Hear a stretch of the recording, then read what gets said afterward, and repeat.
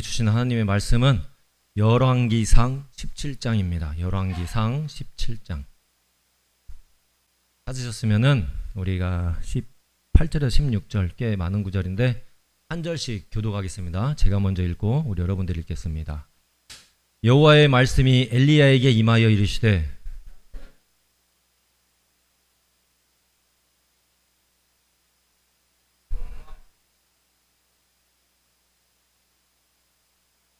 그가 일어나 사르밧으로 가서 성문에 이를 때 한 과부가 그 곳에서 나뭇가지를 줍는지라. 이에 불러 이르되 청하건대 그릇에 물을 조금 가져다가 내가 마시게 하라.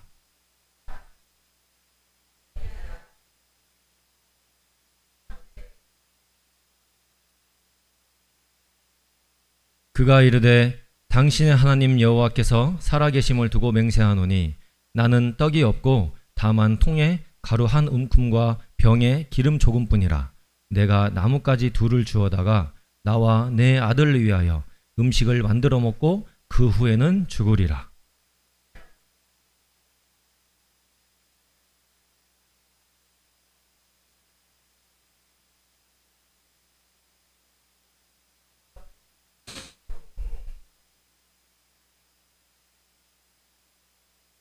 이스라엘의 하나님 여호와의 말씀이 나 여호와가 비를 지면에 내리는 날까지 그 통에 가루가 떨어지지 아니하고 그 병에 기름이 없어지지 아니하리라 하셨느니라.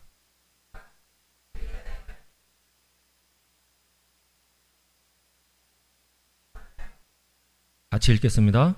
여호와께서 엘리야를 통하여 하신 말씀같이 통에 가루가 떨어지지 아니하고 병에 기름이 없어지지 아니하니라. 아멘.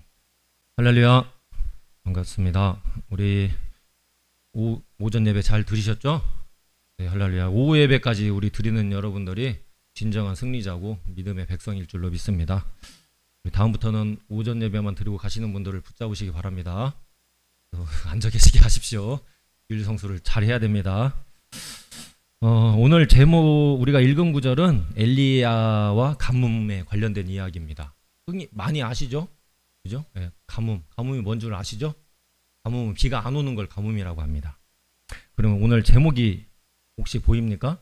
복음을 받을 만한 자. 복음을 받을 만한 자. 복음은 뭘까요? 자꾸 질문해서 죄송한데 우리 장로님 복음이 뭘까요? 그래서 저희 겸손하게 수그리는 게 바로 복음입니다. 맞습니다. 지는 몰라요. 우리 하나님은 아셔요. 저도 모릅니다. 복음이 뭔지 정확히. 이 세상 누구도 복음이란 건 왜냐? 하나님의 지혜는 이 땅에 하나님의 무지함은 이 땅에 어떤 지혜보다 높다 한 말이 있어요. 그러니까 하나님의 그 무지함조차도 우리는 깨달을 수 없는 게 바로 인간입니다. 복음이라는 것은 실로 놀라운 거예요. 놀라운 거. 개인만이 알 수 있는 거예요. 개인만이 경험한 그 하나님을 알 수 있는 게 바로 복음입니다. 오늘 말씀에 엘리야라는 분이 나와요. 엘리야. 왜 엘리야가 어떤 분이냐면은 신약에서도 다시 올 선지자로 보는 분이 엘리야입니다. 예수님이 변화산에서 변화할 때 누구랑 거닐었다고 나와 있죠? 엘리야, 모세 이렇게 나오잖아요. 그리고 또 너희들은 나를 누구라 하느냐, 나를 누구라고 부르느냐, 이게 엘리야라고도 하고요. 그 엘리야 중요한 인물이에요. 왜냐? 죽지 않고 올라가신 분이니까 다시 온다라는 생각을 갖고 있는 거예요. 그 구약에 많은 사람들이 돌아가셨어요. 근데 유독 죽지 않은 분들이 몇 분 계세요. 성경에 죽었더라, 뭐 열조와 함께 했다더라, 수울로 내려갔다더라, 이렇게 표현된 분들은 죽었다 표현인데 엘리야는 하늘로 올라갔다고 나와요. 그러니까 언젠가 다시 오겠지. 이거를 유대인들은 지금도 믿고 있는 겁니다. 그러니까 예수님을 막 엘리야라고도 보는 분들도 계셨던 거예요. 그런데 조용해서 좋습니다. 자, 그런데 그 엘리야 이야기예요. 이 엘리야 당시 이 사건은 주전 약 한 800년경? 9세기쯤 되려나요? 9세기 정도? 그러니까 지금으로부터 2850년 전쯤에 있었던 이야기예요. 그리고 엘리야는 북이스라엘에서 아합 왕, 그 유명한 아합이 누구 부인입니까? 누구 남편이죠? 이세벨이죠. 이세벨이 이방 여인입니다. 북이스라엘 어딘가 아시죠? 우리나라 남 갈린 것처럼 북쪽입니다. 10지파가 가서 살고 2지파가 남쪽이 된 거예요. 근데 거기에서 7대 왕입니다. 근데 그 아합 왕이 통치를 잘못했어요. 나라를 잘못 다스렸어요. 아합이 그렇게 좀 속어를 쓰겠습니다. 나쁜 놈은 아니에요. 나쁜 인간은 아니에요. 부인을 잘못 만나서 이렇게 됐어요. 이게 여러분들은 감사하시기 바랍니다. 얼마나 좋은 분들 만났는지. 남편분들 할렐루야 하십시오. 할렐루야 빨리. 남자분들 남자예요? 성별이 바뀌었습니까? 아, 왜 남편분도 여자분도 할렐루야 하십시오. 얼마나 할렐루야 합니까? 예수 믿는 귀한 분을 만났으니까. 근데 아합은 그러지 못했던 것 같아요. 그래서 하나님의 진노를 삽니다. 이스라엘은 둘로 갈렸지만 하나님의 약속이 있는 땅이에요. 여로보암, 르호보암으로 둘로 결국엔 갈렸다 해도 하나님의 약속이 존재하는 곳입니다. 진설병이 하나님의 약속 12지파를 약속하는 그 떡인 것처럼 너희 12지파는 내 거다. 그거예요. 그런데 그 나라의 왕이 헛짓거리를 하기 시작합니다. 이사벨이라는 여자를 들여가지고 우상을 섬기고 그리고 막 선지자들을 잡아 죽이고 포도원을 탐나니까 죽여서 거짓 선동을 해서 죽여서 포도원을 빼앗고 엄청난 못된 짓을 해요. 누가 자기 과수원 뺏어간다고 생각해보세요. 얼마나 열받습니까?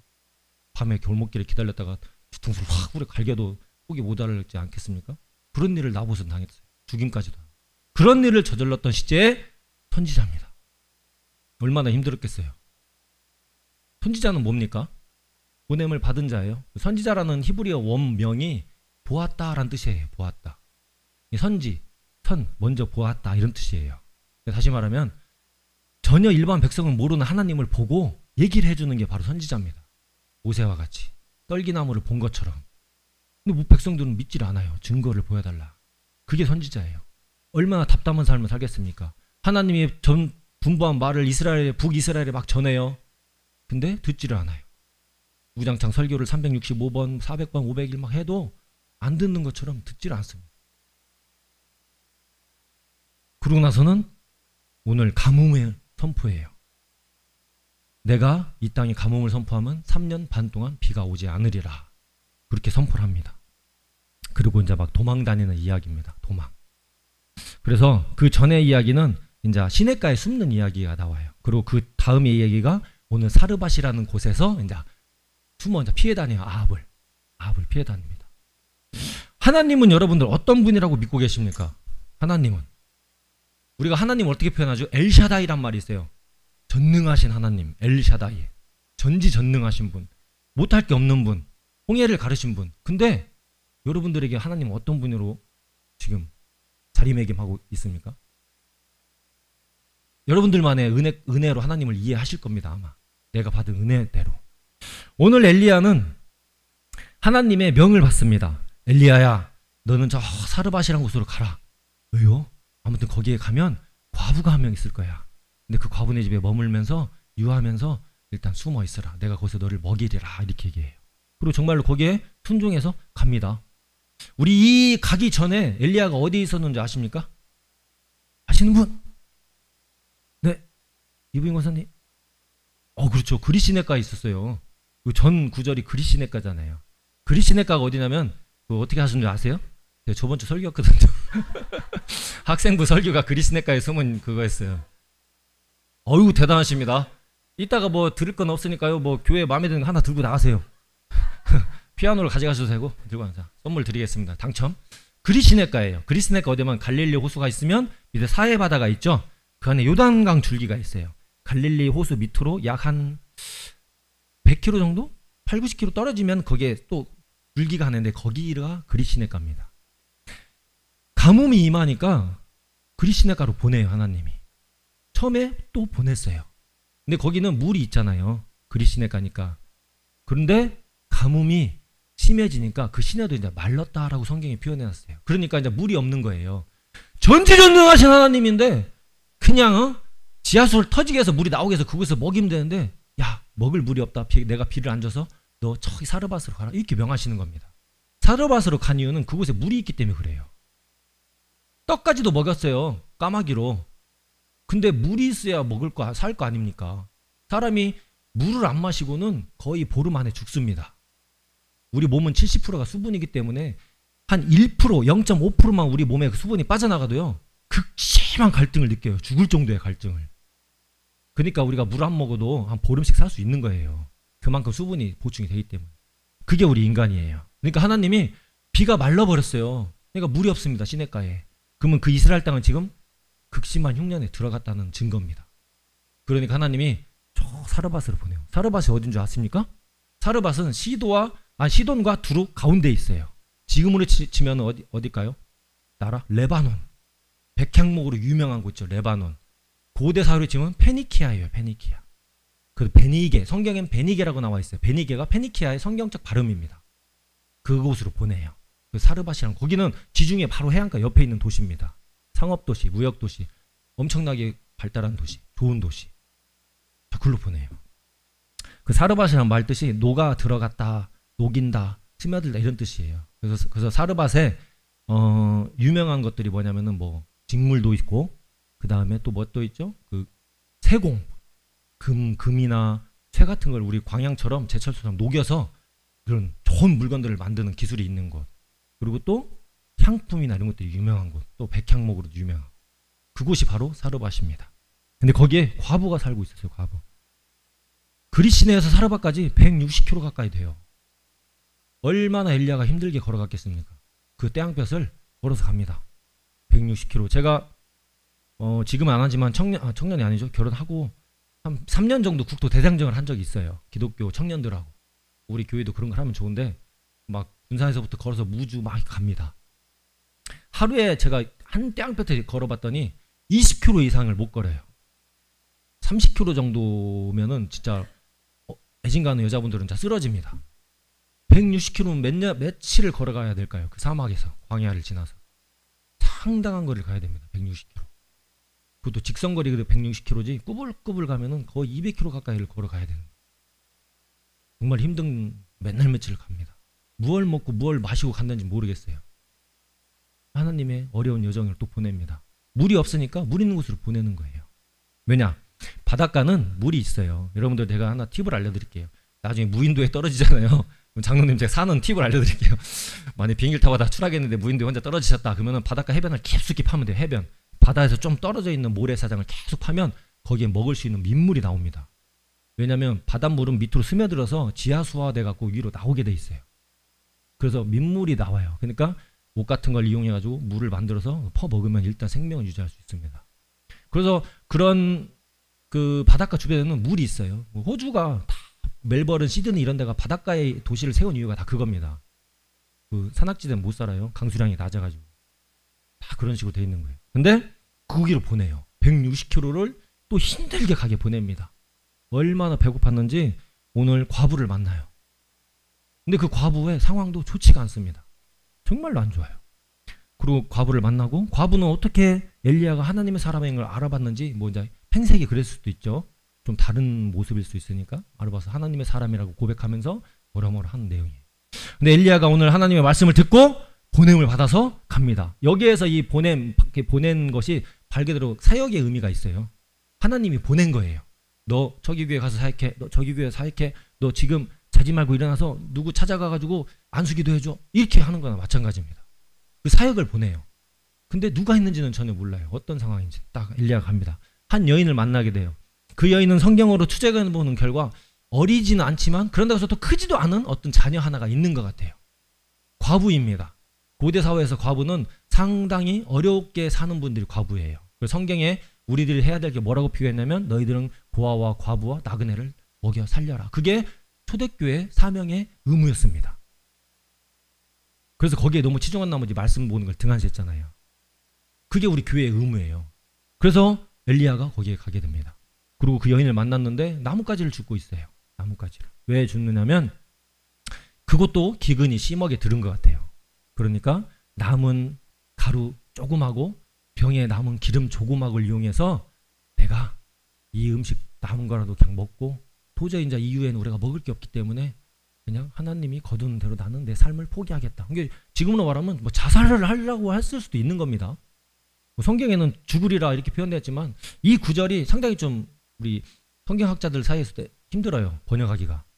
어떻게 번역을 해? 그래서 제가 항상 물어봐서 교수님들한테 이게 옳게 된 번역입니까? 고개만 끄덕끄덕 하시는데 진짜 죽으라고 한 거예요? 그럼 자살한 거 아닙니까? 막 이렇게 얘기를 하는데 성경 문맥상으로는 그냥 죽기를 기다린 건지 자살을 하려고 한 건지 그건 모르겠습니다. 하지만 정말로 이 인간이 느낄 수 있는 최대한의 어려운 극한 상황에는 있은 건 맞습니다. 죽으나 사나 그냥 나의 삶은 매 한 가지다라는 그 고백. 엄청나게 아파 보셨죠? 아파 보신 분은 그냥 나 좀 데려갔으면 좋겠다. 내가 그냥 죽었으면 좋겠다. 이런 고백을 합니다. 그 삶이 있는 분이었어요. 근데 그런 분을 만났는데 엘리야는 얼마나 더 배가 고프고 허기졌는데, 야, 나를 먼저 좀 먹이고 네가 먹고 죽든지 말든지 좀 해라. 이런 얼토당토 없는 말을 해요. 나를 좀 먹여라. 먼저 나를 좀. 그러고 나서는 내가 맹세컨대, 당신의 하나님께 맹세컨대 당신에게 줄 게 없습니다. 내 아들 낳아 먹고 이거 먹기도 적은 양 먹고 우리 그냥 좀 갈라고요. 이렇게 고백을 해요. 그랬더니 엘리야가 하나님께 받은 사명을 그 여자에게 이제 막 풀어놔요. 하나님이 나에게 이렇게 전했어. 하나님이 나에게 네가 이거를 대접하면 너의 그 항아리와 너의 그 기름병이 마르지 않으리라. 이 가뭄이 끝날 때까지 마르지 않으리라. 이런 경험 해보신 분들 있으시죠? 저도 있습니다. 이거는 표현할 수가 없어요. 진짜로 한 바가지로 항아리에서 딱 떴더니 또 휙 생겨나고 또 먹었더니 휙 생겨나고 그랬는지는 모르지만 정말로 지금 내가 먹고 살기 어려운데도 지금까지 살아온 거 보면 계속 공급됐다는 거는 맞는 이야기입니다. 하나님이 어떤 모습으로 내가 알 수 없는 지혜로 하나님이 나를 공급하고 살리신 건 분명한 현실이 바로 지금 내가 살아서 예배를 드리고 있다는 겁니다. 이 여인에게도 이 여인만이 알 수 있는 그 은혜를 주신 겁니다. 그리고 이 하나님은 엘리야를 통해서 여인을 회복시켜 줍니다. 그리고 정말로 성경에 기록하기로 가뭄이 끝날 때까지 그게 마르지 않았다라고 얘기를 합니다. 이 여인이 살았던 곳은 사실은 부유한 곳입니다. 이렇게 부유한 곳이에요. 부유한 곳. 페니키아 아시죠? 페니키아? 우리 페니키아의 도자기나 그 유리가 엄청 비싸고 고급입니다. 우리 사실 그 유리를 최초 주조해가지고 만들었다라고 하는 그 기록도 있어요. 뭐 이집트도 기고 메소포타미아도 기지만 페니키아인들이 유리를 만들어서 유리 세공을 최초로 했다. 그래서 전 세계적으로 그게 그 실크로드를 통해서 중국도 들어가고 막 그런 거예요. 그래서 아주 화려한 모양 그리고 돈이 많아요. 해상 민족이기 때문에 상당한 기술력이 있습니다. 돈이 많은 자들이. 근데 그곳에서도 가난하게 살았다는 거예요. 힘들게 살았다는 겁니다. 죽음을 기다리는 그런 자였어요. 우리는 편하잖아요.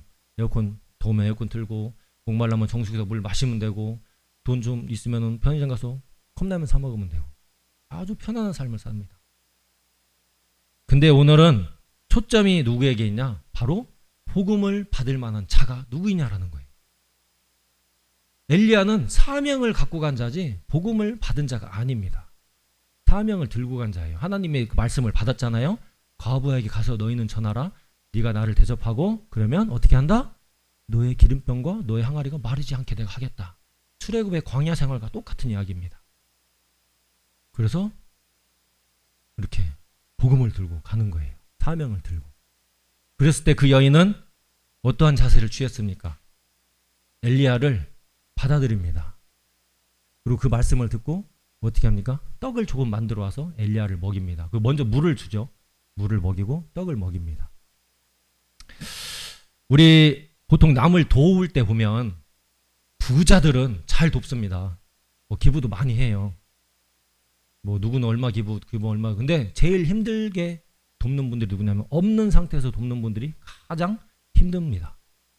제가 고민을 한번 한 적이 있었어요. 어떻게 고민을 했냐면 어떤 어려운 자가 하나 있다 진짜. 그럼 내가 그 애에게 밥을 한 끼 사줘야 되는데 내가 딱 10,000원만 있어요. 그러면 그 사람을 사주고 내가 굶을 수 있을까? 나도 못 먹고 있는데. 내가 만약에 20,000원 있으면 줄 수 있잖아요. 그냥 나에 대한 걱정이 없기 때문에. 나조차도 지금 살아가야 될 걱정이 있는 상태에서 누구를 돕는다는 것은 정말 희박한 겁니다. 우리 박미 원사님께서 긍휼이라고 기도를 했어요. 긍휼.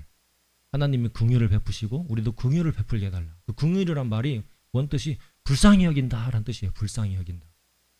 다시 말하면 나도 내가 생각하기에 불쌍하지만 쟤를 보니 걔는 나보다 더 불쌍하다. 얘라 그냥 돕자. 이런 거예요. 하나님이 그런 분이십니다. 하나님의 말씀은 엘리야도 살리고 여인도 살렸어요. 그 아들도 나중엔 살립니다. 죽었어요. 근데 그 아들도 나중엔 살려요. 우리가 보통 하나님의 교회로서 하나님의 사역을 해야 되는데, 일단 사역하려면 예산도 있어야 되고, 뭣도 있어야 되고, 이것저것도 있어야 되고, 뭐가 있어야 돼. 그러고 나서 시작합시다. 요게 아니라는 거예요. 지금 당장에서 그냥 하라는 겁니다. 지금 당장. 빚을 10억을 지고 있는 교회 같으면 그 10억을 갖고 있는 채로 구제를 하라는 것이고, 빚이 5억이면 5억을 갖고 있는 채로 구제를 하라는 것이에요. 엘리야가 그랬습니다. 이 여인이 그런 여인이었어요. 약속의 여인입니다. 하나님은 아셨던 겁니다. 이 여인은 자기가 만날 사람이 누구인지도 몰랐어요. 나에게 복음이 들어오리란 생각도 못하고 죽음만을 기다리고 있던 여인입니다. 죽음만을. 그 사르밧 동네에서, 그 돈이 많고 그 상공업, 경공업이 발달한 지역에서도 먹을 게 없어서 죽기를 기다렸던 그 여인에게 하나님이 엘리야를 통해서 복음을 증거합니다. 그 복음을 받은 자가 누굽니까? 이 여인을 보면 알 수 있어요. 하나님을 인정하는 자, 하나님을 자기 입으로 시인하는 자, 하나님 도와주세요, 하나님을 붙드는 자, 하나님의 그 말씀을 믿는 자. 여인이 처음에 그 엘리야의 말을 듣고 우리 먹을 것밖에 없다, 당신 줄 게 없습니다, 우리 먹기에도 벅차요, 우리 이거 먹고 그냥 죽을 거예요. 근데 그 이후에 복음이 증거가 됐어요. 여인아 들어라, 하나님 말씀하기로 네가 은혜를 베풀면 너에게 이 항아리와 기름병이 마르지 않게 해준다. 그랬을 때 여인이 빵을 구워왔어요. 어휴, 나보다 불쌍한 자네, 내가 도와야지, 이게 아니었습니다. 하나님의 약속을 듣고 빵을 구워온 겁니다.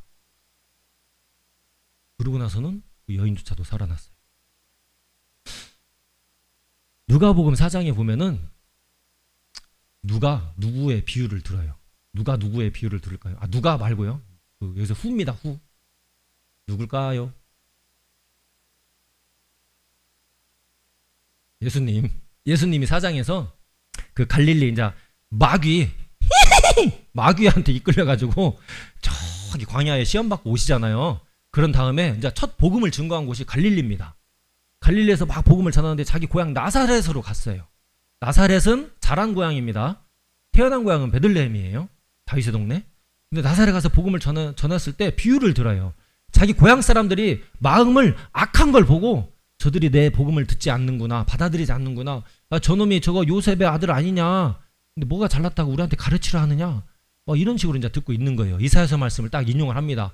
주의 성령이 내게 임하였으니 가난한 자를, 이렇게 하는 말씀 있잖아요. 그 말을 인용해서 딱 하니까 목소리도 멋있고 막 요셉의 아들인데 글을 읽을 줄 알아. 그때 당시에는 글만 읽을 줄 알아도 대단한 겁니다. 막 글을 읽을 줄 알아. 뭐라고 하나 들어보자. 그랬더니 갑자기 뭐라고 하시면서 두 명의 비유를 들어요. 누구? 오늘 이 여인의 비유를 듭니다. 이스라엘에 극심한 가뭄이 있었을 때 그 이스라엘 땅에도 과부가 천지 빼깔이었다. 근데 그 중에는 엘리야가 보냄받지 않았다. 왜냐? 너희들은 악하니까. 과부조차도 악하다라고 기록해요. 그리고 이방입니다. 페니키아는 이방 땅이에요. 하나님을 모르는 백성입니다. 160km까지 떨어져 있는 곳이에요. 차를 타고 2시간 가야 되는 거리, 걸어서는 일주일을 가야 되는 거리입니다. 거기를 보내서 이방 여인에게 복음을 증거하게 만들어요. 그리고 또 그 위에 또 나오잖아요. 비유가. 또 무슨 비유가 나오죠? 예수님이 누가복음 4장에서 하신 비유. 나아만 하죠. 나아만. 엘리야의 제자 엘리사가 그 많은 나병 환자들이 이스라엘에도 있었는데 결국에 고침받은 건 누구냐? 이방 사람 나아만 뿐이지 않느냐. 복음은 너희들이 생각하는 거와 달라. 너희들은 빨리 회개해. 그랬더니 어떻게 해요? 예수님 막 돌로 쳐 낭떠러지로 떨어 밀으려고 했잖아요. 그러니까 예수님이 샥 해갖고서나 막 어떻게 하고 도망 나왔다고 성경에 기록해놨어요. 왜 웃으세요? 예수님 도망 나왔다니까 샥 이거 정말 또 샥 이렇게 나오셨어요. 그때 비유를 들은 내용이 바로 이 내용입니다. 여인의 비유를 들었어요. 보냄받았던 자, 복음을 받을 만한 자가 바로 이 여인이고 이 사람이다. 그럼 우리 생각해 보시기 바랍니다. 나는 이곳에서 세풍교회에서 몇십 년을 신앙생활을 하고 사는 이스라엘 백성처럼 살고 있는데 내가 지금 복음을 받았나? 나에게 복음이 있는가? 나는 복음을 받을 만한 자인가? 진짜 생각하시는 거 맞습니까? 진짜로 이 여인과 같은 삶을 사셔도 하나님 말씀에 수긍하면서 복음을 받으실 것입니까? 할렐루야. 아멘 하시면 그래 될 줄로 믿습니다. 설교하기에서 이런 거 하지 말라겠는데. 우리 오늘 이 엘리야와 사르밧 과부의 내용을 보면서 이 이야기는 예수님조차도 인용을 하셨어요. 얼마나 중요한 내용이면 이 사건을 예수님도 인용을 해서 유대 백성에게 가르쳤습니다. 정말로 우리의 삶은 복음을 받을 만한 자가 지금 나인지, 내가 복음을 받았는데 지금 어떻게 살고 있는지 이렇게 한번 잘 생각해 보면서 일주일에 정말로 짧은 시간입니다. 6일. 그 받은 복음을 내가 어떻게 표현을 해야 될 건지 한번 여인처럼 그 작은 떡 한 덩어리를 나눠줄 수 있는 우리 교회가 될 수 있을 것인지 한번 잘 생각해 보시기 바라고 기도하면서 한 주를 사시길 소망합니다.